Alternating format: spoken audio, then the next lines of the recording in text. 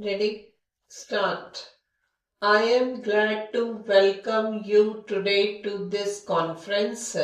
As you are aware, our object is to discuss problems of universities with special reference to the improvement of standards and coordination of facilities for higher education. It was my intention to call this conference in January, but on account of pressure of work, this could not be done. The problem we have met to discuss is not new, though it has acquired a new urgency after the attainment of independence. You are all aware that for the last 30 years or more, there have been persistent and at times well-founded criticisms of our universities. The great increase in the number of students has been accompanied by a fall in the standard of attainment. Ill-equipped and ill-trained graduates have increased the number of unemployed.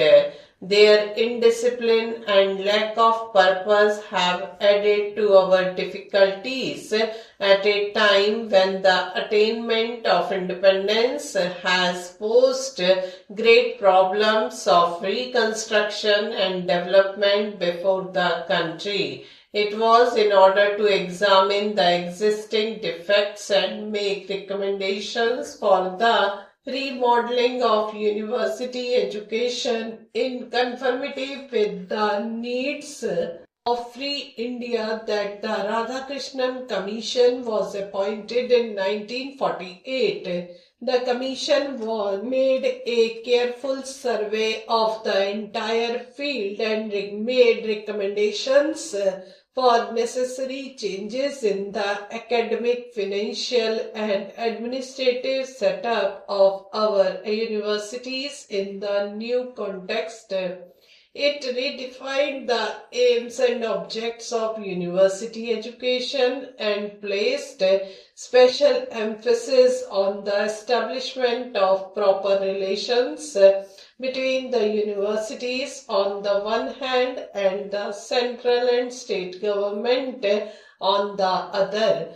One of its basic recommendations was for the creation of a machinery for the most economic utilization of our existing resources by avoiding wastage or unnecessary duplication in the fields of higher study and research. The problem of university education was also considered at the time when the Indian Constitution was being framed.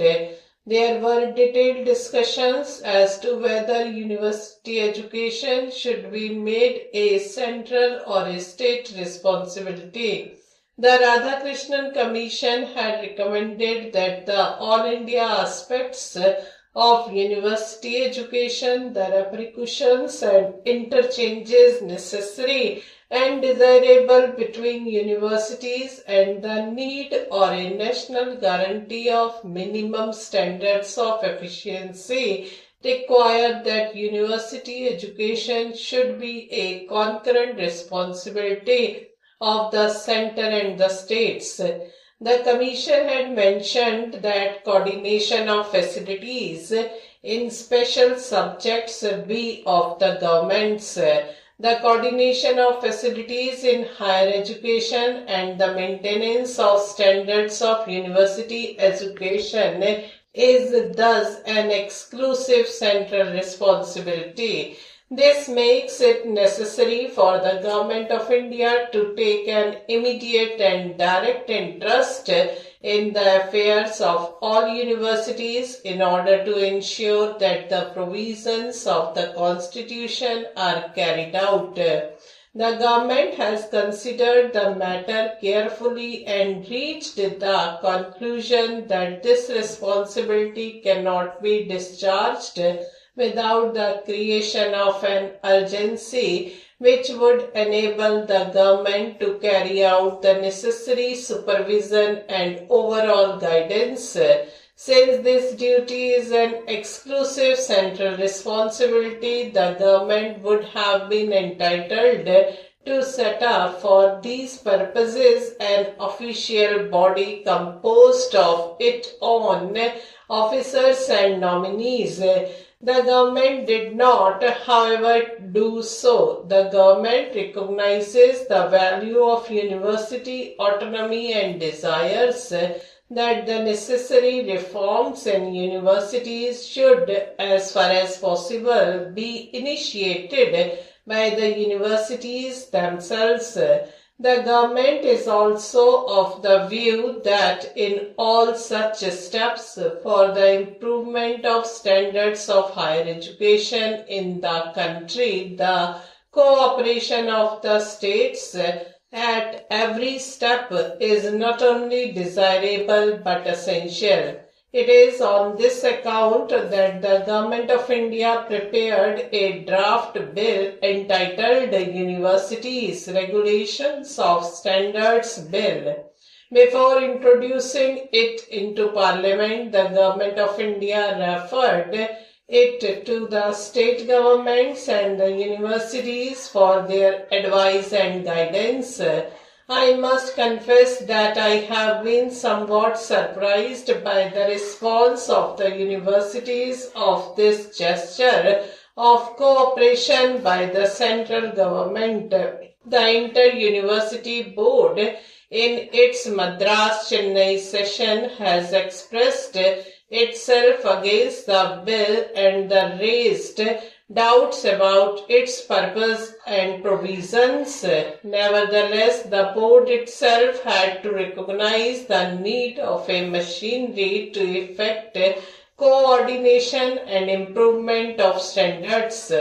In view of this recognition, the suggestion that the draft bill indicates a desire of the Government of India to interfere with the internal autonomy of the universities is quite unfounded, and it is difficult for me to understand the grounds for such suspicion.